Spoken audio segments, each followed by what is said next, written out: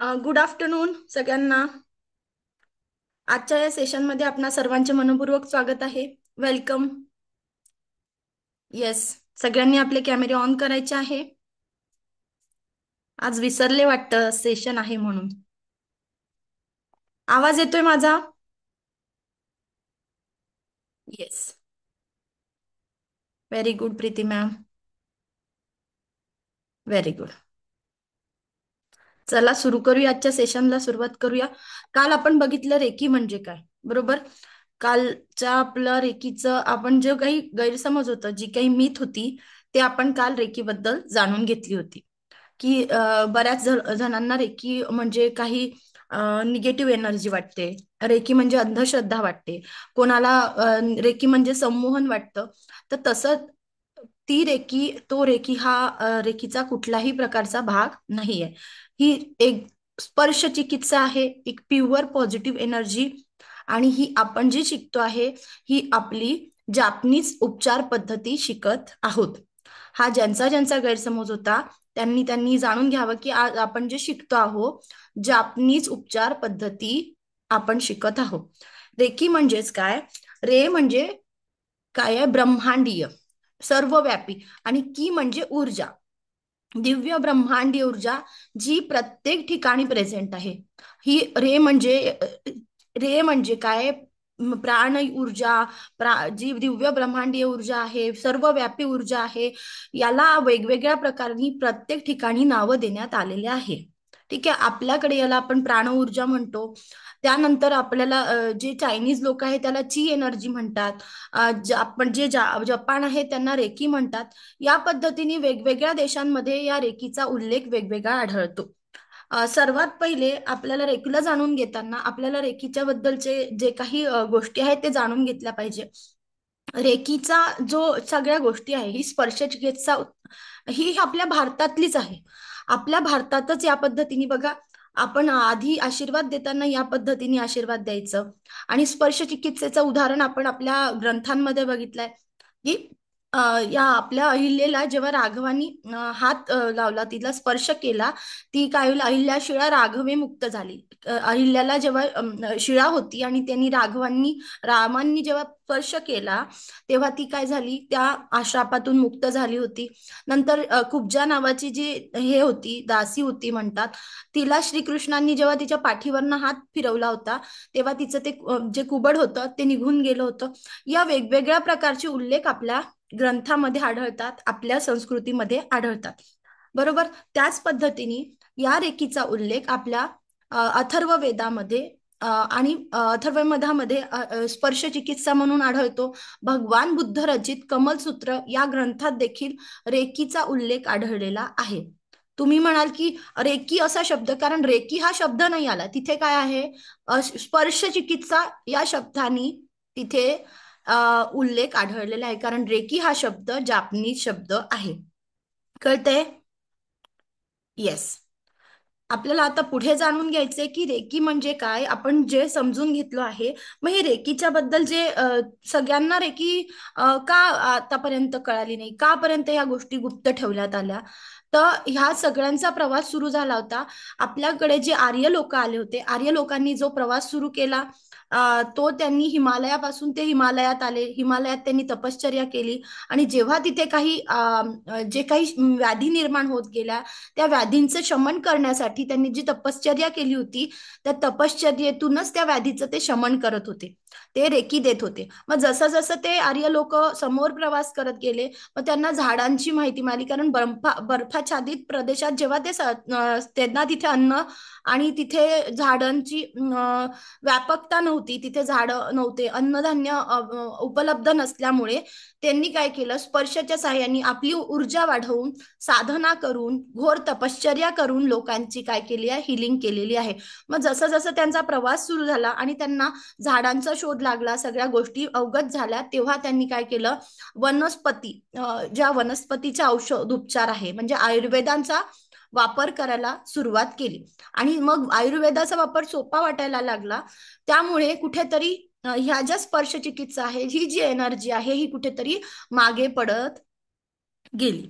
आजकाल कुठलेही डॉक्टर जेव्हा डॉक्टर देखील जेव्हा आयुर्वेदिक डॉक्टर पण एखादं ऑपरेशन किंवा जे कर्म करतात, जे पंचकर्मामध्ये देखील ते काही करतात, या स्पर्श चिकित्सेचा वापर करत असतात.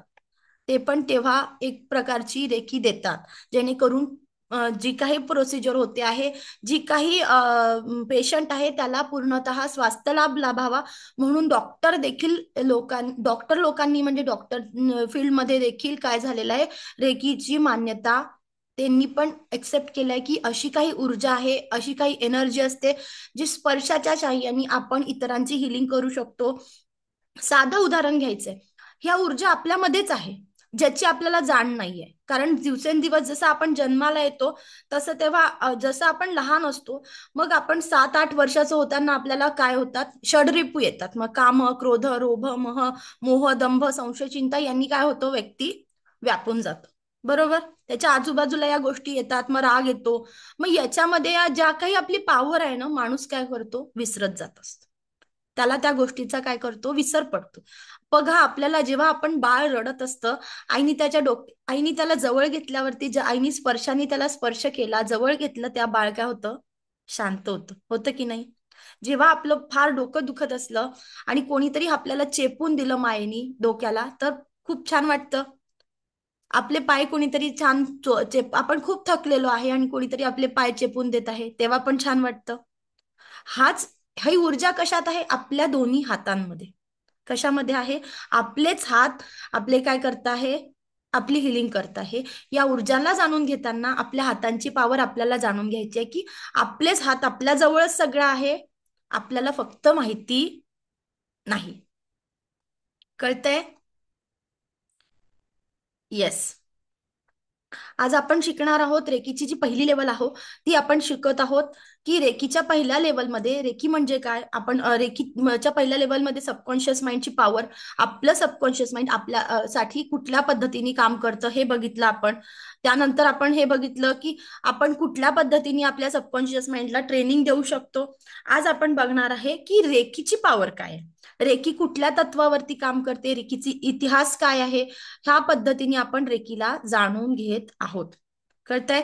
ज्यांना शक्य आहे त्यांनी कॅमेरे ऑन करून बसायचा आहे. आपण एनर्जी विषयी बोलतो आहो, एनर्जीला जाणून घेतो आहो. त्यामुळे ज्यांना शक्य आहे त्यांनी कॅमेरे ऑन करून बसायचा आहे. ओके. जे ऑफिसमध्ये आहे त्यांचं मी समजू शकते. Yes. Reiki is a love, reiki is a wholeness, wholeness is a balance, balance is a wellbeing, आणि wellbeing is a freedom from disease. म्हणजे कुठल्याही डिसीजमध्ये आपल्याला जर फ्रीडम पाहिजे आहे, तर आपल्याकडे काय पाहिजे आहे, बॅलन्स पाहिजे. आणि हे बॅलन्स मिळवायचं आहे, तर आपली लाईफ काय पाहिजे, कम्प्लीट पाहिजे. आणि जर आपल्याला लाईफ कम्प्लीट पाहिजे, तर आपल्या लाईफमध्ये प्रेम पाहिजे. आणि प्रेम पाहिजे आहे, तर आपल्याला काय करायचंय, रेकीला जाणून घ्यायचं आहे, रेकीमध्ये आपल्याला जगणं शिकायचं आहे. कळतंय? रेकीमध्ये जगताना आपल्याला पहिली लेवल हे शिकवते की जीवन जगण्याची कला काय असावी, जीवन कुठल्या पद्धतीने जगायचं आहे, जीवनाला बघण्याचा दृष्टिकोन कसा करायचा आहे, एक सकारात्मक दृष्टिकोन, जो आपल्या रेकी आपल्या प्रत्येक आयामावरती काम करत असते. तुमची शारीरिक, मानसिक, आध्यात्मिक, आर्थिक आणि भावनिक लेवलवरती जाऊन रेकी प्रत्येक समस्या, मग ती समस्या तुमच्या रिलेशनशिपची असू द्या, तुमच्या हेल्थची असू द्या, किंवा तुमच्या फायनान्शियल काही ब्लॉकेजेस असू द्या. कारण जेव्हा तुमची हेल्थ चांगली असेल तेव्हा तुम्ही रिलेशनशिपवर फोकस करणार, आणि जेव्हा तुमचं रिलेशनशिप चांगले असेल तेव्हा तुम्हाला काही फायनान्स कसा मिळवायचा, माझी फायनान्शियल स्टॅबिलिटी कशी राहील, माझी फायनान्शियल ग्रोथ कशी राहील, मी माझ्या जॉबमध्ये कशा चांगल्या प्रकारे परफॉर्म करेल, हे आपल्याला शिकायला मिळतं. माझं या तिन्ही मधलं एखादं बॅलन्स नसेल तर दोन गोष्टींमध्ये मी फोकस करू शकते का, नाही करू शकत. म्हणून मला काय करायचं आहे, जे काही आपल्या समस्या आहे, हेल्थच्या समस्या आहे, ज्या माझ्या हेल्थ म्हणजे कोणती, मेंटल हेल्थ पण आणि फिजिकल हेल्थ पण, बरोबर, इमोशनल हेल्थ पण, मला प्रत्येक गोष्टीला काय करता आलं पाहिजे, बॅलन्स करता आलं पाहिजे. मग हे बॅलन्सिंगचं काम कोण शिकवते, ते म्हणजे आपल्याला रेकीमध्ये शिकायचं आहे. कळतंय? येस. पुढे जाऊया आपण. येस. आता आपल्याला बघायचं आहे की जेव्हा रेकीला जाणून घेतो आहे, त्या रेकीला जाणून घेताना रेकीचे काही रेकी ज्याला जाणून घेताना म्हणजे एनर्जीला जाणून घ्यायचंय. प्रत्येकाने एनर्जी शिकलेत, प्रत्येकाला एनर्जी माहितीये. ऊर्जा म्हणजे काय हे माहिती आहे प्रीती मॅम? तुम्ही कॅमेरा ऑन केलाय. ऊर्जा म्हणजे काय? अनम्यूट करा, अनम्यूट करा. हा हॅलो. बोला. हा बोला. असं प्रॉपर एक्सप्लेन नाही करता हा येणार मॅम. तुमच्या शब्दात सांगा, काहीच हरकत नाही. आपण सगळे फ्रेंड्स आहो असं समजा. काहीच हरकत नाही, ते आपली कोणाची परीक्षा सुरू नाहीये. ऊर्जा म्हणजे एक व्हायब्रेशन, एक फ्रिक्वेन्सी असल्यासारखं. बरोबर. जी प्रत्येक गोष्टीला लागते. जे आपल्या हातामध्ये निर्माण होते. बरोबर. बरोबर. येस. अजून थोडस पुढे गेलं तर ऊर्जा, जसं व्हायब्रेशन आपलं जाणवलं, तर व्हायब्रेशन आपण जेव्हा परवाचे सेशन बघितले सबकॉन्शियस माइंड मध्ये आपण व्हायब्रेशन बघितले. तुमच्या जेव्हा थॉट तुम्ही विचार करता आहे, जेव्हा एखाद्या गोष्टीवरती फोकस करताय, तुमच्या आजूबाजूला दोन प्रकारचे व्हायब्रेशन होतात. जेव्हा तुम्ही पॉझिटिव्ह विचार करता तेव्हा पॉझिटिव्ह व्हायब्रेशन होतात, आणि जेव्हा तुम्ही निगेटिव्ह विचार करतात, जेव्हा दुःखाच्या भावनेमध्ये असतात, तेव्हा तुमच्यामध्ये काय होते, निगेटिव्ह एनर्जी प्रवाहित होते, निगेटिव्ह थॉट येतात. बरोबर होतात की नाही? मग आपल्याला बघायचं आहे एनर्जी काय. एनर्जी, प्रत्येक गोष्टीत एनर्जी आहे. निगेटिव्ह वस्तूंपासून, प्राण्यांपासून, झाडांपासून, तुमच्या माझ्यामध्ये प्रत्येकामध्ये काय आहे, ऊर्जेचा प्रवाह आहे. एक भरमसाठ मोठा, खूप मोठा प्रवाह ऊर्जेचा तुमच्या माझ्यामध्ये आहे. म्हणून आपण काय करतो, ऊर्जेचा सिद्धांत शिकतो. ऊर्जा काय करता येते आपल्याला. ऊर्जा, energy cannot be created nor be destroy. Energy आपण क्रिएट करू शकत नाही, त्याला डिस्ट्रॉय करू शकत नाही. मग आपण काय करत असतो, energy can transfer from one form to another. आपण हा लॉ शिकलो आहे, लहानपणापासून आपण ह्या गोष्टी शिकतो आहे. मग एनर्जी कॅन बी ट्रान्सफर. आपण काय करतोय, आपल्यामधली जी निगेटिव्हिटी आहे, रेकी आपल्याला शिकवते आहे की आपल्यामधली निगेटिव्हिटी संपूर्णतः काढून पॉझिटिव्हिटी मध्ये कन्व्हर्ट करायची आहे. कळते? रेकी आपल्याला शिकवते आहे की आपल्यामधली निगेटिव्हिटी काढून ती संपूर्णतः आपण पॉझिटिव्ह व्हायचं आहे. आपल्या विचारांची जी गती आहे ती पॉझिटिव्ह करायची आहे, आणि जीवनाला एक सकारात्मकरित्या बघायचं आहे. हे आपल्याला रेकी शिकवत असते. ही, कारण एनर्जी सगळीकडे आहे. तुम्ही ज्या, आपण पहिले त्या दिवशी शिकलो होतो की आपल्या जिथे फोकस असतो तिथे आपली काय जाते, एनर्जी जाते. बरोबर. मी जर एखाद्या निगेटिव्ह गोष्टीवरती फोकस करते आहे, तर माझी संपूर्ण एनर्जी, संपूर्ण थॉट त्या निगेटिव्ह गोष्टीमध्ये जातात. माझं जर शरीरामध्ये एखाद्या पायावरती जर काही दुखलं आहे, कुठे फ्रॅक्चर झाला आहे, तर माझी एनर्जी कुठे चालली आहे, त्या दुखण्यावरती जाते आहे. आणि मग त्या दुखण्यावरती जेव्हा माझा फोकस जातो आहे, माझी संपूर्ण एनर्जी तिथे जात आहे. मग माझ्या बॉडीमध्ये व्हायब्रेशन काय आहे की मला बरं नाहीये, मी आजारी आहे, माझा पाय फ्रॅक्चर आहे, या पद्धतीने आपली एनर्जी जाते. मग मी काय करणार आहे, जेव्हा माझी दुखण्यावरती एनर्जी जाते आहे, जेव्हा निगेटिव्ह व्हायब्रेशन माझ्या आजूबाजूला क्रिएट होत आहे, तेव्हा ती गोष्ट काय होते, माझ्या आयुष्यात वाढते आहे. व्हॉट वी फोकस, आपण ज्या गोष्टीवरती फोकस करतो तिथे आपली एनर्जी जाते, आणि जिथे एनर्जी जाते ती गोष्ट काय होते, एक्सपांड आणि ग्रो होते. कळतंय? आपण हे शिकतो आहे. बरोबर. येस. इथपर्यंत समजलं. तेव्हा आपल्याला रेकी एनर्जी समजते की रेकी एनर्जी मध्ये आपण काय करतो, एखाद्या व्यक्तीमधनं निगेटिव्हिटी काढून आपण त्याच्यामध्ये संपूर्णतः सकारात्मकता, संपूर्णतः सकारात्मक विचारांनी युक्त जीवन आपण आपल्याला जगायला शिकवत असते. कळालं? येस. मग हे रेकीमध्ये जगताना, रेकीच्या बघा, हे हिलिंग करताना आपल्याला जाणून घ्यायचं आहे की रेकीचा वापर कुठे कुठे होतो. हे hospital, reiki in hospital, group healing session हॉस्पिटलमध्ये पण परफॉर्म करतात. हे सगळं आपल्या, जेव्हा आपण गुगलवरती सर्च करायला गेलो की रेकी इन हॉस्पिटल, तेव्हा गुगलमध्ये आपल्याला आन्सर मिळतं की आपल्या देशात नव्हे, आपल्या देशात अजून तेवढं प्रगल्भता यायची, आपल्याकडे तेवढी अजून ग्रोथ झालेली नाही.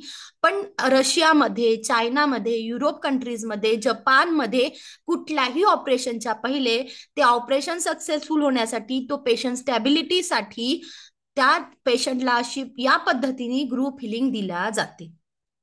याचा जर वापर हॉस्पिटलमध्ये केला जात असेल तर ही अंधश्रद्धा असेल का? अर्थातच नाही. हे जर डॉक्टर मान्य करत असतील की रेकीचं अस्तित्व आहे, रेकी आहे, तर ही अंधश्रद्धा असू शकत नाही. बरोबर. आता ही एन्शियंट आपले काही हिलर्स होते. आपण याबद्दल बोललो होतो. रेकी हे अश्विनी कुमार आहे बघा.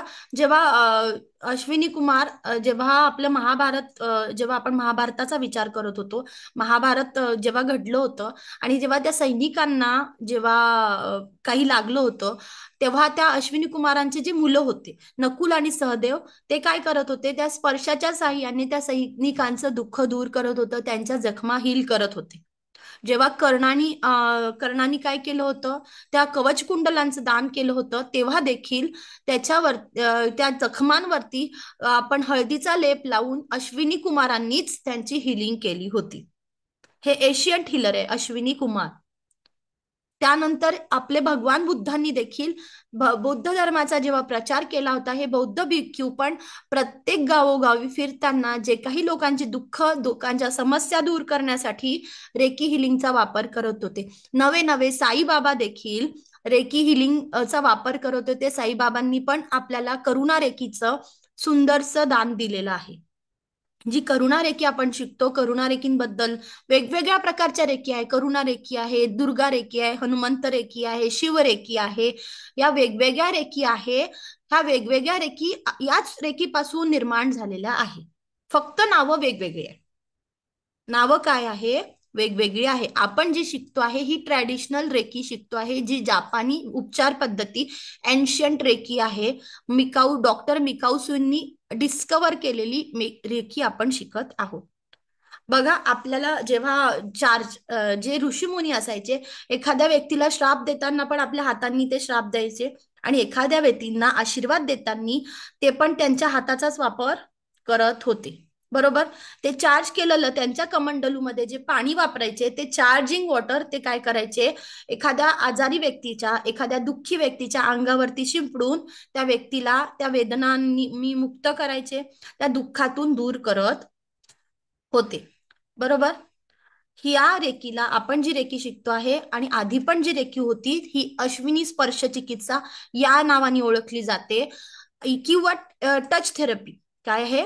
स्पर्श चिकित्सेनी आपण काय करतो, आपल्या दोन्ही हातांचा वापर करून स्पर्श चिकित्सेनी उपचार करत असतो. याचा आपण उल्लेख आपण अथर्व वेदात देखील आढळतो की स्पर्श चिकित्सेच्या सहाय्याने बरेच काही लोकांची हिलिंग झालेली आहे, काही लोकांचे आजार दूर झालेले आहे. या पद्धतीने रेकीचा उल्लेख आपल्या धर्मग्रंथात आढळतो. ठीक आहे. इथपर्यंत समजलं. मग आता रेकीला शिकायचं आहे. रेकीला आपण जेव्हा फॉलो करतो आहोत, रेकीचे साधक बनायचा आपण जेव्हा प्रयत्न करतो, तेव्हा रेकीचे हे आहे, यांनी हे डॉक्टर मिकाऊसुई यांनी रेकीला काय केलं आहे, रिडिस्कवर केलेला आहे, रिइन्व्हेंट केलेला आहे. जेव्हा रेकीचा जपानमध्ये शोध लागला होता, या डॉक्टर मिकाऊसुईंनी त्याचा शोध लावलेला होता, रिइन्व्हेंट केलेला. त्यांना डिस्कवर झाल्या, या ऊर्जा त्यांना प्राप्त झालेल्या होत्या. तेव्हा त्या साधना आपल्याला त्यांचं जाणून घेताना आपल्याला काय करायचंय की रेकीचे प्रिन्सिपल पहिले जाणून घ्यायचंय, की रेकी कुठल्या तत्वावरती काम करते. डॉक्टर मिकाऊसूंनी जेव्हा रेकीचा वापर सांगितला, की रेकीच्या ऊर्जा कशा वापरायच्या, रेकीला फॉलो करताना कुठले तत्व असतात, की काही बरोबर आहे ना, आपण डूज अँड डोंट शिकतो, एखादं आपण डिव्हाइस वापरतो, मग त्याला आपल्याला काय असतं, इन्स्ट्रक्शन मॅन्युअल असतं, असतं की नाही, की फ्रीज वापरायचं आहे, मग फ्रीज वापरताना कुठे किती व्होल्टेज पाहिजे, काय पाहिजे, कुठे ठेवायचं आहे, बटन कोणतं आहे, कशाचं बटन काय आहे. त्याच पद्धतीने रेकीचं आपल्याला काय शिकायचंय, रेकीचे तत्व काय. बरोबर. डॉक्टर मिकाऊसींनी जेव्हा रेकीला रिडिस्कवर केलं होतं, त्यांनी आयुष्याला सांगितलं होतं, आयुष्य हे आपलं फक्त 24 तासांमध्ये बघायचंय. मी तुम्हाला पहिल्या दिवसापासून सांगते की आपल्या हातात कालचा दिवस नाहीये, आपल्या हातात उद्याचा दिवस नाहीये. उद्या बघणार आहे का हे पण मला माहिती नाहीये. माहितीये का तुम्हाला? मला तर माहिती नाही की मी उद्या सकाळचा दिवस बघणार आहे का. बरोबर, माहिती नाहीये. मग आजचा दिवस माझ्या हातात काय आहे? माझ्या हातात फक्त आजचा दिवस आहे, आजचा प्रेझेंट माझ्याकडे आहे. मी पास्टमध्ये जाऊ शकत नाही, पास्टमध्ये केलेल्या चुका मी विसरू शकत नाही, माझ्यासोबत घडलेल्या घटना माझ्याकडनं मी त्या डिलीट करू शकत नाही. पण मी माझ्या आजच्या दिवसाला, माझ्या प्रेझेंटवर जेव्हा फोकस करेल, माझ्या आजच्या दिवसामध्ये जेव्हा जगेल, तेव्हा मी उद्याचे प्रॉब्लेम्स काय, माझं भवितव्य जेव्हा मी आठवेल माझं पास्ट केव्हा, तेव्हा चांगलं वाटेल मला. जेव्हा माझा आजचा दिवस मी कसा आनंदाने, सुखाने, समाधानाने आणि निरोगीरित्या जगू शकली तर. बरोबर. म्हणून डॉक्टर मिकाउसींनी सांगितलं की रेकी ला जगताना त्यांनी दिवसाला 24 तासांमध्ये बघायला सांगितलं. मग 24 तास म्हणजे काय, जेव्हा तुम्ही उठता तेव्हापासून तुमच्या दिवसाची काय होते, सुरुवात होत असते. मग आज तुम्ही उठल्यानंतर तुमची दिवसाची सुरुवात झाली का, मैं स्वस्थ हूँ, मस्त हूँ, तंदुरुस्त हूँ, जबरदस्त हूँ, thank you so much God for giving me everything I want. या अफर्मेशननी आपल्याला आपल्या आयुष्याची सुरुवात करायची आहे आणि आपल्याला धन्यवाद द्यायचे आहे त्या ईश्वराचे, जेव्हा आपल्याला आजचा दिवस त्यांनी दाखवला. आणि अजून अजून धन्यवाद केव्हा द्यायचे आहे, की आपल्यासोबत जेव्हा आपली फॅमिली देखील आपल्यासोबत उठलेली आहे, आपले आई वडील उठलेत, आपले बहीण भाऊ असतील तर ते उठले, आपलं लग्न झालं असेल, आपले हस्बंड असेल, आपली वाईफ असेल, ते देखील उठले, आपले मुलं उठलेत आपल्यासोबत, हे सगळे आपल्यासोबत उठले आहे, आपल्या जिवंत आहेत, ते आपल्याला नवे नवे आपल्या सोबत आपल्याला बघायला मिळत आहे, एक दिवस अजून आपला आनंदाने जगायला मिळतोय त्यांच्यासोबत. तर तुम्ही काय करायला पाहिजे, ग्रॅटिट्यूड मानायला पाहिजे. समोर आपल्याला काय करायचे, आपल्याला आभार व्यक्त करायचे. कळतंय? का करायचे आहे, की आज माझ्यासोबत माझं कुटुंब उठलं आहे. नवे नवे बऱ्याच घरामध्ये लोक झोपेमध्ये चालले जातात. आता एक चांगली ऑफिसर लेडी, 32 वर्षाची लेडी, पेपरमध्ये न्यूज आलेली आहे, एकदा पेपर वाचा, लोकमत पेपरमध्ये न्यूज आली आहे. तिने सांगितलं आहे मन मोकळेपणाने जगा. कॅन्सर पेशंट होती, 32व्या वर्षी गेली.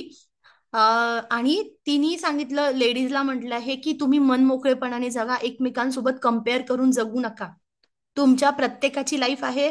शेवटचा संदेश तिचा होता. आणि घरात अख्खं घर श्रीमंत होतं, वन अधिकाऱ्याची मुलगी आहे ती, अख्खं घर श्रीमंत आहे, पण आयुष्याचा क्षणोक्षण वेचताना काय वेदना झाल्या असतील तिला. एवढा पैसा असून देखील काहीही कामाचा नाही.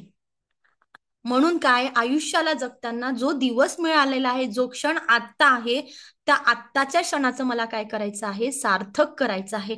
जो है अभी है, जे जगायचं आहे त्या आत्ताच्या क्षणाला मी माझं संपूर्णतः जीवन जगून घेणार आहे. मग आजचा दिवस बघताना डॉक्टर मिकाउसींनी आपल्याला काहीतरी प्रिन्सिपल दिलेले आहेत. त्यांचं पहिलं प्रिन्सिपल होतं, आज के लिए मैं क्रोध नहीं करूंगा. काय आहे त्यांनी प्रिन्सिपल काय सांगितलं, केवळ आज के लिए मैं क्रोध नहीं करूंगा. आपण रागावरची पहिल्या दिवसापासून बोलतोय की राग राग राग, क्रोध क्रोध क्रोध. त्यांनी सांगितलं की आज मी उठली आहे तर मी आज क्रोध करणार नाही. का करायचं नाही क्रोध, का क्रोधावरती नियंत्रण पाहिजे, क्रोध असला पाहिजे, राग असायला पाहिजे, पण तो बॅलन्स का असायला पाहिजे, का गरजेचं आहे बॅलन्सिंग?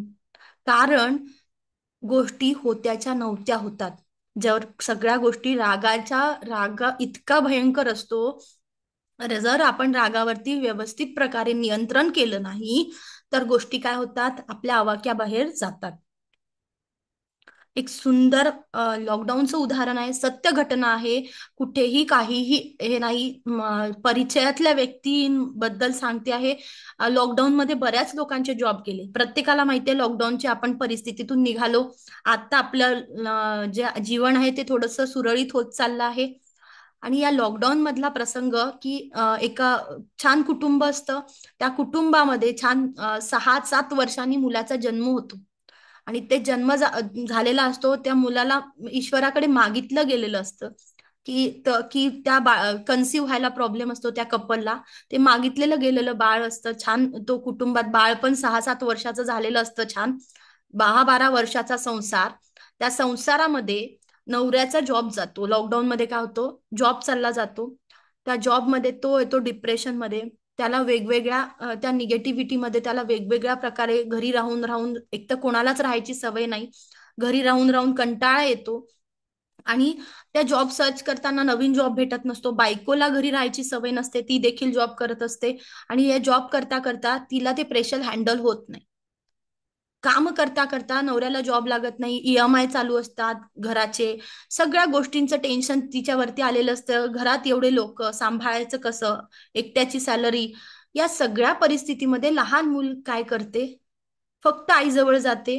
निमित्त असतं, आईजवळ जातं, आईला म्हणतं, आई मला ना भूक लागलेली आहे, मला देते का काही खायला. त्याची भावना फक्त एवढीच असते की त्याचा टाइम झालेला असतो, त्याला भूक लागलेली असते. आणि आईचे कामं आवरत नाही, ऑफिसचं काम, नवऱ्याचं टेन्शन, घरातल्यांचं टेन्शन, हे करता करता आई रागाच्या भरात त्या बाळाला काय करते, ढकलून देते. काय करते, थांब ना रे, तुला समजत नाही का, माझं काम सुरू आहे. आई बाळाला ढकलून देते. ते बाळ बाथरूमच्या दरवाजावरती जाऊन आदळतं. आणि त्या बाळाचा डोळा कुठेतरी त्या ईश्वराचा वास असल्यामुळे वाचतो. त्या बाळाच्या डोळ्याला भयंकर इजा झालेली असते, तो डोळा सुजलेला असतो, रक्त तिथे संपूर्णतः गोष्ट असं गोठलेलं असते. आणि तेव्हा त्या आईच्या पायाखालची जमीन सरकते. फक्त छोटासा क्रोध आणि परिस्थिती हँडल करण्याची सवय नसल्यामुळे, रागावर नियंत्रण न साधल्यामुळे, त्या दोघा नवरा बायकोचे जे भांडणं सुरू असतात, जे कटकटी घरात सुरू असतात, त्याचा परिणाम कुठेतरी त्या मुलावरती होतो. आणि या सगळ्या गोष्टीचा जेव्हा परिणाम होतो, याच्यामुळे त्या घरातलं फॅमिली लाईफ पूर्ण डिस्टर्ब झालेलं असतं. आणि जेव्हा त्या मुलाला लागतं, तेव्हा त्या नवरा बायकोचे, घरातल्या लोकांचे काय होतं, सगळ्यांचे डोकं ठिकाणावर येतात की एवढूसा राग होता, एवढूशी गोष्ट होती, त्या बाळाकडे कोणीही लक्ष देऊ शकलं असतं, पण लक्ष देता आलं नाही. आणि त्याच बाळासाठी, नवे नवे ते बाळ मिळवण्यासाठी खूप कष्ट सहन केलेले असतात त्यांनी.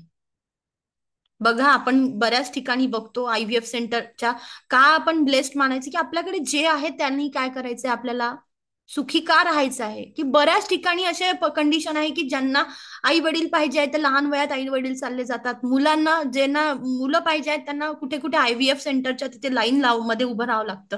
बरेच लोकांना घरं नाही आहे. आपण जे जीवन जगतो आहे, कुणाच्या तरी स्वप्नांमधलं जीवन जगत आहोत. आपल्याकडे जे आहे ते कोणाला तरी वाटत आहे की माझ्याकडे यावं. माझ्याकडे, तुमच्याकडे घर असेल तर एखादा व्यक्ती अजूनही बाहेर राहतोय. तुम्हाला जर 2 वेळेचं जेवायला मिळतं आहे, कोणीतरी उपाशी झोपत आहे.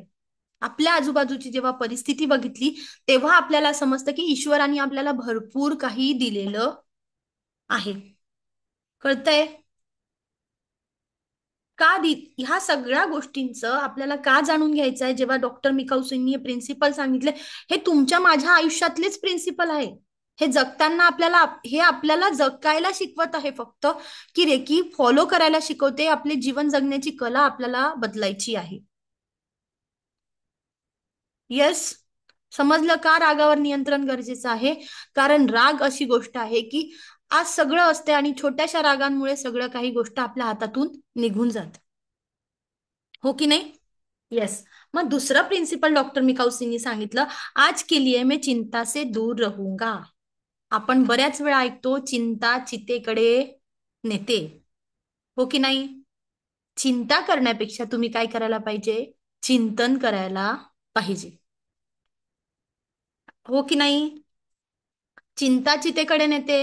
एखाद्या गोष्टीचा सतत सतत विचार करून आपल्याला काय होतं, आपल्याला आपलं डोकं काम करत नाही. सतत सतत जेव्हा आपण ओव्हर थिंकिंग करतो, तेव्हा मायग्रेनचा त्रास चालू होतो, डोकेदुखी होते. मायग्रेनच्या त्रासामुळे वेगळे अजून प्रॉब्लेम होतात. आपण दिवसभराच्या जेव्हा सतत सतत विचारामध्ये राहतो, तेव्हा तुम्ही कुठल्याच गोष्टीवरती फोकस करू शकत नाही. फरक जाणवतोय का या गोष्टींचा, की का आपल्याला चिंतेच्या दूर राहायचं आहे. एक राजा असतो, त्याच्या आयुष्यात बरेच प्रसंग येतात, बरेच वेळा घटना घडतात. आणि त्या प्रसंगामध्ये राजाला एक साधू मुनी मिळतात. साधू मुनी असा त्याच्या आर्थिक परिस्थिती सुधारण्यासाठी, राज्याची व्यवस्था व्यवस्थित करण्यासाठी राजाला काही गायडन्स देतात, की राजा तू या पद्धतीने काम कर, म्हणजे तुझ्या राज्याची प्रगती होईल. जसं आपणही प्रत्येक वेळा, बऱ्याच वेळा आपल्याला जेव्हा गरज भासते, तेव्हा काय करतो, आपण नवीन गोष्ट शिकण्याचा, जाणून घेण्याचा प्रयत्न करतो की माझा प्रॉब्लेम मी कुठल्या पद्धतीने सॉल्व्ह करेल, मला हा सोल्युशन पाहिजे, बरोबर. मग आपण शोध घेत असतो. त्याच पद्धतीने ते साधू मुनी राजांना काय करतात, मदत केलेली असते त्यांनी, आणि त्या मदतीमुळे, त्यांच्या गायडन्समुळे, साधूंची जी मदत झालेली असते, त्यांनी गाईड केलं असतं, त्यामुळे राजाची भरपूर प्रगती झाली असते, भरभराट झालेली असते. मग राजा त्यांना काय म्हणतो की मी माझ्या राज्याची एवढी व्यवस्था तुम्ही खूप सुंदर उत्तमरित्या करून ठेवली, आता या राज्याचा कारभार सांभाळताना तुम्ही मला काय करा, गाईड करा, माझ्या मदतीला तुम्ही राज्यातच राहा. ऋषीमुनी संन्यासी असतात. ते म्हणतात, राजा मला या कोणत्याही गोष्टीचा मोह नाहीये, मला इथे झोप लागणार नाही, मला इथे राहायचं नाही. ते सुंदर छान एक रूम बनवतात राज्यामध्ये. त्या राजाच्या राज्यामध्ये सगळं काही सुरळीत चालू असते. दिवसेंवरती दिवस जातात आणि राजाला त्या गोष्टी खटकतात की अरे, आपण तर एवढ्यानी ऋषींना आपण ही रूम द्यायला तयार झालो होतो, त्यांना राज्यामध्ये स्थान द्यायला तयार झालो, त्यांनी आपली मदत नाकारली. मग अशा प्रकारे दिवसेंवर्ष वर्ष जातात. राजकुमार मोठा झालेला असतो, राजकुमार राज्य सांभाळतो, सगळ्या गोष्टी सुरळीत चालू असतात. आणि राजाला काही, हे सगळं सुरळीत असताना देखील काय असते, राज्यामध्ये झोप लागत नाही, काहीतरी कमी वाटतं. त्याला समजत नाही की काय सुरू आहे. सगळं तर छान आहे, राज्याची व्यवस्था खूप सुंदर आहे, सगळे व्यवस्थित जबाबदारीने काम करत आहे, राजकुमार समजूतदार आहे, सगळं राज्य सुरळीत चालू आहे, सुरक्षा व्यवस्थित आहे, मग मला झोप का लागत नाही. मग अशा पद्धतीने जेव्हा त्या राजाला झोप लागत नसते, राजाला त्या ऋषींचा विचार येतो, ज्या साधू मुनींचा विचार करतो राजा, की ज्यांनी आपल्याला गाईड केलं होतं, ज्यांनी आपल्याला मार्गदर्शन केलं होतं, त्या ऋषींचा विचार तो करतो. आणि तेव्हा त्याला लक्षात येते की अरे, आता आपण त्यांना ना, आता आपल्याला भरपूर वेळ आहे, आपण त्या ऋषींना जाऊन एकदा भेटलं पाहिजे, त्यांच्या तब्येतीची चौकशी केली पाहिजे. मग तो दुसऱ्या दिवशी सकाळी तयारी करून आपल्या सोबत काही शिपाई घेऊन त्या ऋषींच्या आश्रमाकडे जायला निघतो. जाता जाता जाता जाता आश्रमात पोहोचतो, आणि आश्रमाच्या बाहेर काहीतरी जे काही संन्यासी लोक आहेत ते उभे असतात. आणि फार गर्दी असल्यामुळे राजा त्यांना विचारतो की तुम्ही ऋषीमुनींना सांगा की मी आलेलो आहे, मी राजा आहे, आणि त्यांना सांगा की तुम्ही तातडीने मला भेटायला या. तर राजाच्या प्रश्नांनी ते ते तसाच निरोप देतात, आतमध्ये जातात, आणि एका व्यक्तीला माहिती असते की असा कोणीतरी राजा आपल्याकडे येणार आहे, हे ऋषींनी त्याला सांगून ठेवलेलं असतं. आणि तो जो जो संन्यासी आहे तो बाहेर येतो आणि राजाला म्हणतो, 1 वर्षांपूर्वीच आपले ऋषी गेलेत, त्यांचा देहांतवास झालाय. मग राजा तिथेच थक्क होतो, आणि आता माझ्या प्रश्नांची उत्तरं मला कोण देणार, मला माझ्या प्रॉब्लेम मधनं बाहेर कोण काढणार, असा त्याला काय होतो, प्रश्न पडतो. मग तो प्रॉब्लेम सॉल्व्ह करताना तो संन्यासी म्हणतो, राजा, तुमच्यासाठी त्या ऋषींनी एक एक निरोप दिलेला आहे. तो निरोप तुमच्यासाठी त्यांनी 1 वर्षापूर्वीच लिहून ठेवला होता, आणि आम्हाला सांगून ठेवलं होतं त्यांनी. त्यांनी जायच्या अगोदर आम्हाला सांगितलं होतं की एक राजा नक्की एक दिवस माझ्याकडे येणार, आणि तो काहीतरी विचारणार, तेव्हा त्याला ह्या हे पेपर द्यायचा, हा लेटर तुम्ही त्याला द्या, हे पत्र त्याला द्या, जेणेकरून तुम्ही तेवढं द्या. असं म्हटल्यानंतर राजा ते पत्र वाचतो, आणि त्याच्यामध्ये लिहिलं असेल, जे कराल ते वाढेल, जे कराल ते वाढेल, जे कराल ते वाढेल. राजा थक्क होतो की अरे, यांनी काय माझं म्हणजे माझा प्रॉब्लेम वेगळा होता, यांनी मला असं उत्तर दिलं, मग हे काय करायला पाहिजे, मी कुठे काय करायला पाहिजे, कुठे लक्ष करायला पाहिजे. मग राजा निराश होतो, नाराज होऊन परत येतो, आणि परत आल्यानंतर त्यांनी त्याही दिवशी त्याला झोप लागत नाही. तो विचारात पडतो की मी आता काय करायला पाहिजे, मला भरपूर वेळ आहे, सगळ्या गोष्टी आहेत, मी आता या वेळेचा सदुपयोग कसा करू. कारण राज्य कोण सांभाळत असतो, राजकुमार सांभाळत असतो, आणि राजाकडे काय असतो, अफाट वेळ असतो, बरोबर. मग काय करतो राजा, की अरे, मी आता, मला रात्री झोप येत नाहीये ना, मी काय करते, जे कराल ते वाढेल. मग मी काय करतो, हे सैनिकांचे जी मुलं आहे त्यांना मी ट्रेनिंग देण्याचं काम करतो, म्हणजे माझ्या राज्याची काय राहील, सुव्यवस्था निश्चित करण्याचं काम करेल, माझ्या राज्यात काय राहील, सुरक्षता राहील, माझ्या मुलाला काय राहील, त्या सैनिकांच्या मुलांचं प्रोटेक्शन लाभेल, त्यांच्याही मुलांना चांगल्या पद्धतीने तरी ट्रेनिंग देता येईल. म्हणून राजा जेव्हा झोप येत नाही, राजा काय करतो, रात्रीच्या जेवण झाल्यानंतर त्या लोकांना काय करतो, ट्रेनिंग द्यायची सुरुवात करतो. आणि एक दिवस जातो, दुसरा दिवस जातो, तिसरा दिवस जातो, रात्रीचे 2 वाजून जातात, 3 वाजून जातात, राजा ट्रेनिंग देत असतो आणि आल्यानंतर गाढ झोपी जातो. काय केलंय राजानी, आपला फोकस कुठे शिफ्ट केला, एक चांगल्या कामावरती शिफ्ट केला. त्यामुळे काय झालं, राजाला सुंदर झोप लागायला लागली आणि राजाला तेव्हा उत्तर मिळालं की मी चिंता करत होतो की माझ्या आता मी तर सगळं छान केलंय, माझं सगळं चालू आहे, तरी देखील माझ्या आयुष्यात काय होती, चिंता होती.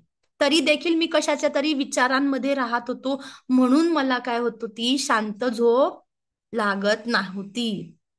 म्हणून केवल आज के लिए मैं चिंताओं से दूर रहूंगा. काय राहायचंय, मला काय राहायचंय, चिंतापासून दूर राहायचं आहे. येस, कळालं का चिंता करायची नाही, चिंताच्या ऐवजी आपल्याला काय करायचंय, चिंतन करायचं आहे. मग आपल्याला डॉक्टर मिकाऊ सुईंनी तिसरं प्रिन्सिपल सांगितलं, आज मैं अपने पर हुए कई आशीर्वादों की गिनती करूंगा. मला जे जे लोकांनी भेटलेले आहेत, जे आजूबाजूला आहे, मी त्या सगळ्यांसाठी जे आशीर्वाद मला भेटत आहेत त्यासाठी काय करणार आहे, ते मी आशीर्वाद एक्सेप्ट करणार आहे आणि त्याच्याबद्दल काय करणार आहे, कृतज्ञता व्यक्त करणार आहे. येस, इथे कोणाचे कॅमेरे ऑन आहे, ज्यांचे शक्य आहे त्यांनी कॅमेरे ऑन करायचे आहेत. दीपाली मॅम, जे ऑफिसमध्ये आहे त्यांचं मी समजू शकते, जे ऑफिसमध्ये नाही त्यांनी कॅमेरे ऑन करायचे. बरं, प्रीती मॅमचा कॅमेरा ऑन करायचा आहे. प्रीती मॅम, माझ्या प्रश्नाचं उत्तर द्या. तुम्ही कॅमेरा ऑन केला म्हणून तुम्हाला विचारते, अनम्यूट करा. तुम्ही चप्पल वापरता का? हो. किती चपला वापरल्या आतापर्यंत? खूप साऱ्या. कधी तुम्हाला वाटलं की आपल्या चपलीला धन्यवाद द्यावे? कधी असा विचार नाही केला. दीपाली मॅम, तुम्ही चपला वापरता? अनम्यूट करा. Yes ma'am. चपला वापरतो ना आपण? येस. चपलीला कधी थँक्यू म्हटलंय तुम्ही? नाही. बरं, तुम्हाला मी आज एक ऑफर देते. रेडी आहात का तुम्ही? मी तुम्हाला 2 करोड देते. हा. ऑफर आहे, मला तुमचे 2 डोळे लागतील. शक्यच नाही. आहे, द्या ना मॅडम, मी माझ्याकडे आहे 2 करोड. आहे शक्य? नाही शक्य. मग त्या डोळ्यांना तुम्ही थँक्यू म्हटलंय का कधी? कधीच नाही. आपण चपला वापरतो, आपल्याला त्या चपला किती प्रोटेक्शन प्रोव्हाइड करतात माहितीये ना आपल्याला? आपण जे का विचारलं मी हा प्रश्न, बघा, ग्रॅटिट्यूड करणं आपल्यावरती, आज जे आशीर्वाद आहे, आपण आज मी अपने पर हुए कई आशीर्वादों की गिनती का करायची आहे, का समजून घ्यायचंय की माझ्या वरती जे आशीर्वाद आहे का महत्वाचे आहे, कारण मी कुणाच्या तरी स्वप्नांमधलं जीवन जगत आहे. कोणाचं तरी ड्रीम आहे की मी जे जीवन जगते आहे, माझ्याकडे ज्या गोष्टी आहेत, कोणाचं तरी ड्रीम आहे की मी डोळ्यांनी बघायला पाहिजे. बरोबर, माझ्याकडे ज्या गोष्टी आहेत, मी जे बघते आहे, माझ्याकडे ज्या वस्तू आहे, कोणाच्या तरी स्वप्नांतल्या वस्तू आहे की कोणीतरी विचार करतं की मी आज हे घेईल, बरं माझ्याकडे जेव्हा पैसे येतील तेव्हा मी ह्या गोष्टी मिळवेल, माझ्याकडे काही असेल तेव्हा मी ह्या गोष्टी मला मिळतील, हे कोणीतरी स्वप्न लिहून ठेवलं असेल. कोणाला तरी असं वाटत असेल की नाही, आज मला ही गोष्ट मिळणार आहे. आणि आपल्याकडे ज्या गोष्टी नसतात त्यासाठी आपण नुसतं रडत बसतो. पण तुम्ही तुमच्या शरीराला कधी धन्यवाद दिले? तुमच्या बॉडीमध्ये असणाऱ्या अवयवांना कधी धन्यवाद दिले? मग डिसीजेस होणार नाही तर काय होणार? आजार केव्हा येतात? अरे तुम्ही त्यांच्याबद्दल कृतज्ञता व्यक्त करत नाही, म्हणून तुमचे पाय तुम्हाला सपोर्ट करत नाही. एवढं तुमच्या शरीराचं ओझं तुम्ही तुमच्या पोटामध्ये नको त्या गोष्टी घालतात, ते पोट आपल्याला नको त्या गोष्टी पचवायची तो ताकद देतो. त्या सगळ्या पचवलेल्या गोष्टी, ते सगळे फॅट, कार्बोहायड्रेट, सगळ्या गोष्टी, आपलं ओझं कोण सांभाळताय? आपले पाय सांभाळताय. आणि नवे नवे त्या पायांना देखील सांभाळतं कोण आहे? त्यांना प्रोटेक्ट, ऊन असू द्या, पाऊस असू द्या, वारा असू द्या, थंडी असू द्या, धूळ असू द्या, त्या सगळ्यांना प्रोटेक्शन कोण देत आहे? ती चप्पल देत आहे. बरोबर. आणि आजपासून, जन्म झाल्यापासून आतापर्यंतच्या या असंख्य प्रवासामध्ये मी असंख्य चपला वापरल्या. मला लग्नाला जायचंय, वेगळी चप्पल. मला साडीवर वेगळी चप्पल. मी जर जीन्स घातली त्याच्यावर वेगळी चप्पल. मग वेगवेगळ्या सँडल्स असतात, वेगवेगळे शूज असतात, पावसाची चप्पल, वेगळी चप्पल. कधीतरी आपण ग्रॅटिट्यूड केलं? कधीतरी आपण आपल्या पायांचे आभार मानले की अरे तू किती चालतो आहे माझ्यासाठी, किती माझ्या शरीराचा भार वाहतो आहे? केलाय आपण या सगळ्या गोष्टी? नाही केलंय. मग या गोष्टी करायच्या आहे. माझा आशीर्वाद, माझ्या आजूबाजूचे व्यक्ती कसे का असेना, मी त्यांना काय करणार आहे? माफ करणार आहे. मी त्यांना फॉरगिव्ह केलेला आहे. का फॉरगिव्ह केलेला आहे? की माझ्या स्वार्थासाठी आपण काल त्यांना काय केलंय? आपल्या स्वार्थासाठी, आपल्या प्रगतीसाठी त्यांना आपल्याला कुठेतरी माफ करायचं आहे. त्यांना या सगळ्या गोष्टीतून आपल्याला पुढे जायचंय म्हणून आपल्याला माफ करायचं. कारण कितना भी जी लो, जिंदगी एक बार खत्म होने वाली है. कितीही जगून घ्या, काहीही करा, एक दिवस असा येणार आहे की तो तुम्हाला जायचंय. बरोबर ना? आम्ही जातो आमच्या गावा, आमचा राम राम घ्यावा. पण तो दिवस माहितीये का? ना तुम्हाला माहिती, ना मला माहिती, ना कुणाला माहिती. तो एकच दिवस तो ईश्वरांनी, ज्या युनिव्हर्सनी, त्या त्या परमेश्वरांनी आपल्या हातात ठेवलेला आहे. नाही तर ज्याला टाइम माहिती आहे की मी इतक्या वाजता जाणार, तो गोष्ट काय काय करून घेईल. बरोबर ना? माणूस एवढा लालची आणि लोभी आहे की जर त्या एखाद्याला तो टाइम माहिती असता की मी इतके वाजता जगाला टाटा बाय बाय करणार, तर त्यांनी काय काय मिळवलं असतं, काय काय केलं असतं, त्याचं त्यालाच माहिती. हो की नाही? म्हणून आपल्याला माझ्या संपूर्ण शरीराला, मनाला, माझ्या आजूबाजूच्या लोकांना आणि नवे नवे त्या ईश्वराला, आपल्या आई वडिलांना, आपल्या मुलांना, आपल्या हजबंड वाईफला, जे काही तुमचे सासू सासरे असतील, जे तुम्हाला कर्माने भेटलेले आहेत, तुमचे जे काही पास्ट लाईफचे कर्म आहे, तुम्ही कोणासोबत तरी त्या अटॅच होता, तुम्ही काहीतरी देणं घेणं घेऊन आला आहात, म्हणून तुम्हाला मनुष्य जन्माची प्राप्ती झालेली आहे. आणि ह्या कर्माचा आपल्याला काय करायचं आहे? कर्म आपल्याला करायचे आहे. त्यांच्यासोबत जे देवाणघेवाण आहे, ती देवाणघेवाण करायची आहे. म्हणून आपण या लोकांना भेटतो आहे. हे लोक नातेसंबंध निर्माण झाले नवे नवे. मागच्या जन्मात आपण बघितलं की मागच्या जन्मातला श्राप भोगणार. बरोबर, रामांनी काय केलं होतं? सुग्रीवचा जो भाऊ होता वाली, त्याला काय केलं होतं? बाण मारला होता. तो बाण चोरून मारला होता. माहितीये का तुम्हाला ही घटना? की श्रीरामांनी वालीचा वध लपून केला होता. म्हणून काय झालं होतं? तो तो ते जे घटना घडली होती, जे कर्म घडले होते, त्याचं रूपांतर, ते कर्म भोगण्यासाठी श्रीकृष्णांना त्यांच्या पायावरती नकळतरित्या बाण लागलेला आहे. आणि तो बाण मारणारा व्यक्ती, तो जो होता, तो कोण होता? वाली होता. कोण होता? वाली होता. की ते सगळं कर्म ईश्वराला चुकलेलं नाही. तर मी तर मनुष्य प्राणी आहे, मला तर भोगायचेच आहे. मला जे प्रॉब्लेम्स आहे ते का मी कुणाला तरी मागच्या जन्मात प्रॉब्लेम दिले, मी पास्ट लाईफ मध्ये काहीतरी केलेलं असतं, म्हणून मला ते सगळ्या प्रॉब्लेम्स माझ्याकडे येतात. मला ते फायनान्शियल ब्लॉकेजेस, मी कुणाचे तरी पैसे घेतलेले असतात, कुणीतरी मला मागच्या जन्मात खूप काही दिलेलं असते, ते मी आज परत करत असते. कळतंय? म्हणून मला जर कोणीतरी दुःख देत आहे, मग मागच्या कुठेतरी काहीतरी बॅकग्राऊंड मध्ये तिथे कुठेतरी माझंच कर्म अटॅच आहे. मीच कोणाला तरी काहीतरी प्रॉब्लेम दिला आहे, म्हणून ह्या गोष्टी माझ्याकडे परत आलेल्या आहेत. आपण ज्या गोष्टीला एनर्जी देतो आहे, जर तुम्ही पॉझिटिव्हिटीला एनर्जी द्याल, तुम्ही दुसऱ्यांच्या आयुष्यात एक सकारात्मक विचारांची पेरणी कराल, तुमच्यापर्यंत युनिव्हर्स काय करते? तेच सकारात्मक विचार पाठवते. आपल्याला बघा, आपण लहान मुलांना जेव्हा बाळा म्हणतो, बाळा तू एक ग्लास पाणी आणून देतो का रे मला? बाळ काय करतं? त्याच पद्धतीने रिॲक्शन देतो आणि त्याच पद्धतीने त्याचा रिस्पॉन्स असतो, तो प्रेमाने बोलतो.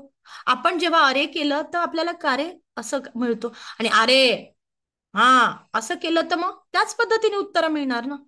म्हणजेच काय? जेव्हा every action is a equal and opposite reaction.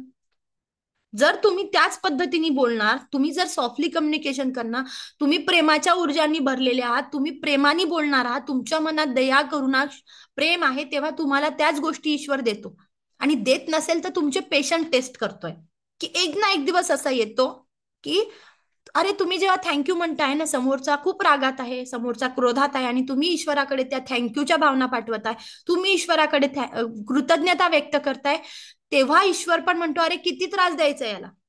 आता हा जर या एवढा त्रास देऊन सुद्धा काय आहे, हा आनंदी आहे, हा हा एवढा त्रास देऊन मला आभार मानतोय, मग आपली सिच्युएशन आपल्याला काय होते, चेंज झालेली जाणवते. काय जाणवते? आपली जी सिच्युएशन असते, आपले जे दुःख आहे ना, त्याचं रूपांतर हळूहळू सुखामध्ये, समाधानामध्ये झालेलं असतं. येस, कळतंय?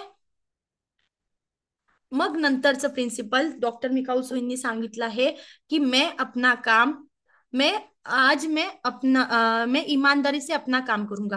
ईमानदारी से काम करणं म्हणजे तुम्ही ज्या ऑफिसमध्ये काम करता आहे, तुम्ही घरात काम करता आहे, तुम्ही जिथे जिथे काम करता आहे, म्हणजे तुमची जी कर्तव्य आहे, तुमची जी जबाबदारी आहे, ऍज अ वाईफ म्हणून, ऍज अ हजबंड म्हणून, ऍज अ डॉटर म्हणून, ऍज अ तुमचं जिथे जिथे जे पर्सन आहे, तुम्ही आई म्हणून जे काय काम करता आहे, तुमच्या ज्या जबाबदाऱ्या आहे तिथे 100% अवेलेबल असणं आणि फोकस आणि कॉन्सन्ट्रेशननी ती जबाबदारी पार पाडणं, इमानदारीने ठेवणं.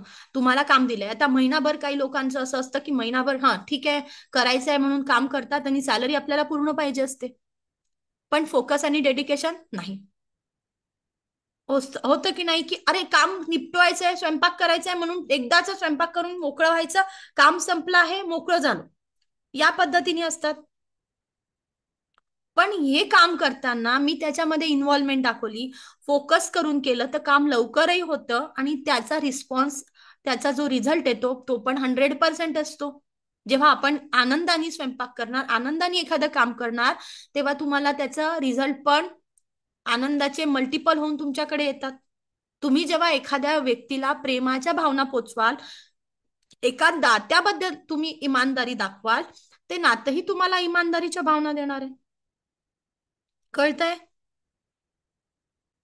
काय काय समजत आहे की हे का सांगितलं की 24 तासांचं आयुष्य बघायचं, या 24 तासांच्या आयुष्यात मी आजचा श्वास घेतो आहे आणि आजचा जीवन जगतो आहे, तर माझ्यासाठी खूप मी काय आहे, ग्रेटफुल आहे. आणि या ग्रेटफुल असताना मी आभारी व्यक्त करताना मी या 24 तासांना 100% माझी एनर्जी देणार. या 24 तासांचं रूपांतर मी 100% एनर्जीनी करणार.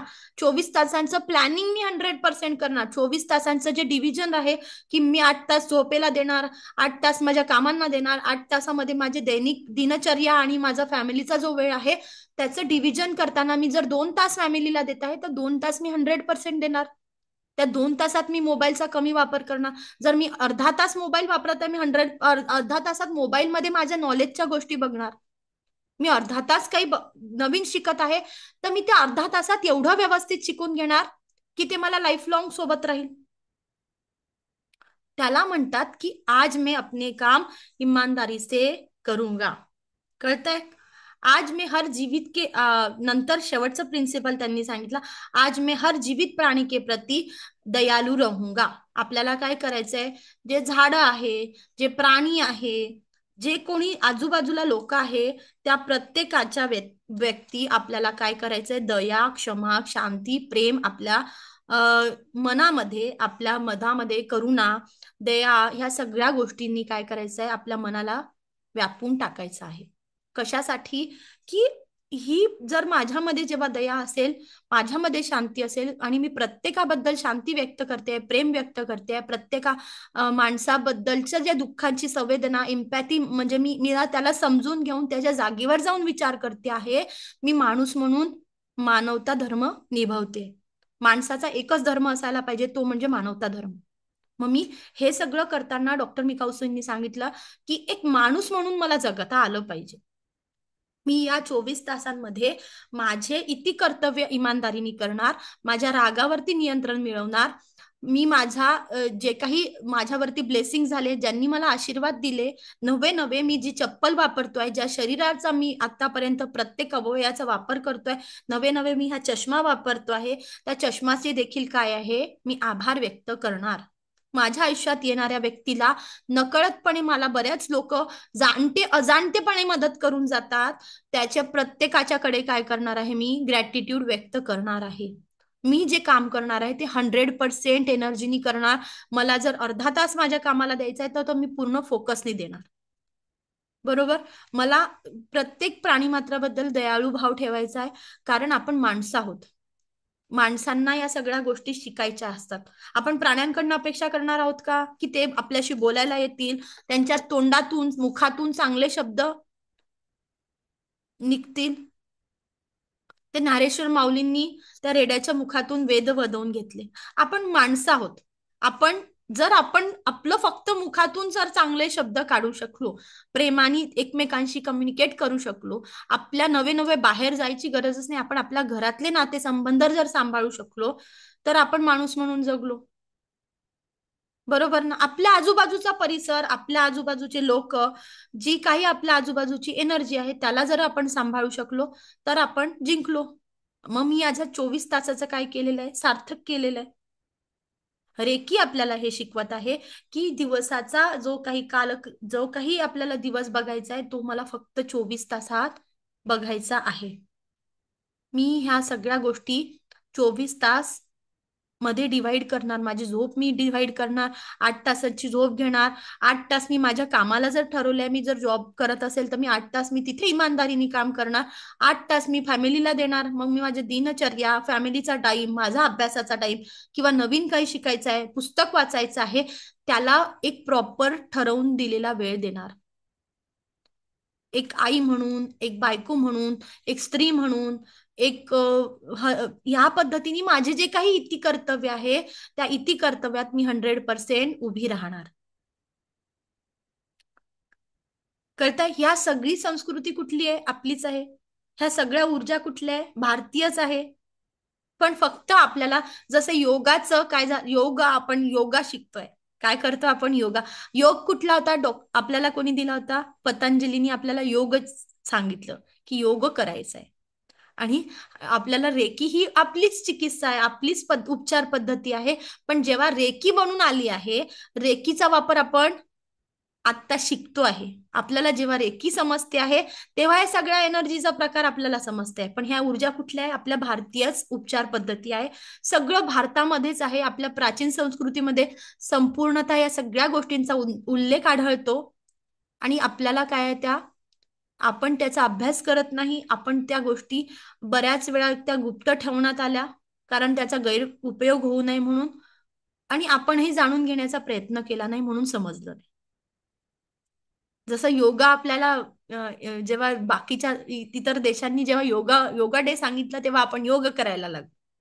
आणि रेकीचं महत्व जेव्हा आपल्याला जपानीज लोकांनी पटवून दिलं तेव्हा आपल्याला रेकीच्या ऊर्जांचा अनुभव व्हायला लागला की रेकीमध्ये जगणं काय महत्वाचं आहे. ही सगळी जीवन जगण्याची कला आहे, नव्हे दुसरं काहीच नाही.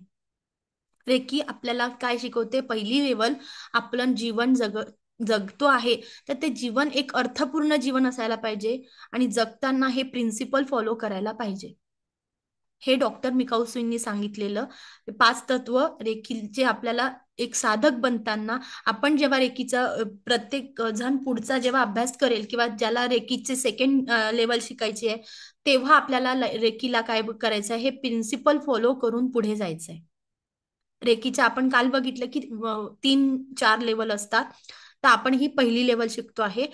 या प्रोसेसमध्ये प्रिन्सिपल फॉलो करणं फार गरजेचं आहे. जेव्हा आपण रेकीचा अभ्यास करणार, रेकीचे साधक होणार आणि या ऊर्जा आपल्याला अनुभवायच्या आहे किंवा इतरांना हिलिंग द्यायची आहे, तेव्हा आपल्याला ह्या प्रिन्सिपलला फॉलो करणं खूप गरजेचं आहे.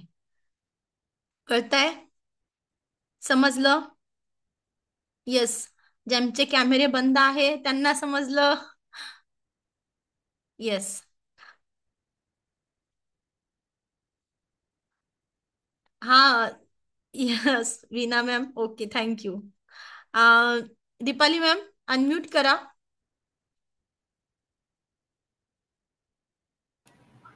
Yes ma'am. आजचं सेशन कसं वाटलं तुम्हाला? छान वाटलं मॅडम.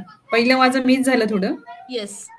आणि मग मी तुम्हाला थोडं आवडलं असेल तर माझी म्हणजे एकच एक रिक्वेस्ट आहे, तुम्हाला जर आवडलं असेल तर तुमच्या कोणत्याही 3 फ्रेंड सोबत हे शेअर करा की चालेल. जेणेकरून माझी ही दक्षिणा राहणार की ह्या सेशनला मी जे शिकवत आहे हे लोकांपर्यंत पोहोचावं. आणि ज्या लोकांना खरंच रेकीची गरज आहे, या ऊर्जांची गरज आहे, त्या प्रत्येकापर्यंत रेकी पोहोचावं. Yes. Yes ma'am. Thank you so much. हा प्रीती मॅम अनम्यूट करा. प्रीती मॅम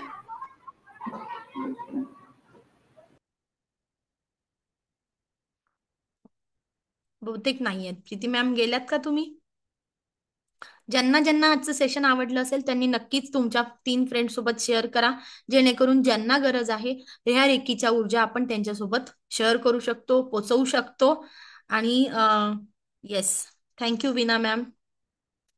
अनम्यूट होत नाहीये, तुम्ही अनम्यूटचं बटन दाबा. हा प्रीती मॅम मी तुम्हाला हे दिलंय, अनम्यूट करा. Hello ma'am. व्हिडिओ ऑन हा, करा. आवाज येतोय? आवाज येतोय, व्हिडिओ दिसत नाहीये. हा, तुम्हाला आजचं सेशन कसं वाटलं मॅम? खूप छान वाटलं मॅम. येस, तुम्हाला आवडलं असेल तर नक्कीच तुम्ही तुमच्या फ्रेंड सोबत ज्यांना गरज आहे त्यांच्यासोबत या ऊर्जा पोचवू शकता, किंवा तुम्ही नेक्स्ट सेशनला पण त्यांना इन्व्हाइट करू शकता. हो, येस, नक्की मॅम. नक्की. चला, thank you so much. Thank you ma'am. Thank you. Yes, आपण आज इथे थांबतो आहे. उद्या नवीन टॉपिक आपण जाणून घेणार आहोत की रेकीची हिस्ट्री आणि पुढे काय अजून आपल्याला रेकी शिकवत आहे. त्या सगळ्या ऊर्जांना आपण अनुभवणार आहे. ज्यांना ज्यांना शक्य आहे त्यांनी आपण कॅमेरा ऑन करून बसायचे आहे आणि या ऊर्जांचा अनुभव घ्यायचा आहे. आज मला ग्रॅटिट्यूडचं मेडिटेशन घ्यायचं होतं, पण आपण नक्कीच उद्या ते ग्रॅटिट्यूडचं मेडिटेशन घेऊ आणि आपल्या सेशनला कंटिन्यू करूया. ठीक आहे? येस, मला ऐकून घेतलं यासाठी कोटी कोटी आभार. दिव्य रेकी शक्ती हे ब्रह्मांड तुमच्या आयुष्यात परमसुख, समाधान, आरोग्य, ऐश्वर्य आणि दीर्घायुष्य प्रदान करो, हीच मी ईश्वर चरणी प्रार्थना करते. Reiki blessed you, angel blessed you. आत्मवंदन सगळ्यांना. Thank you so much.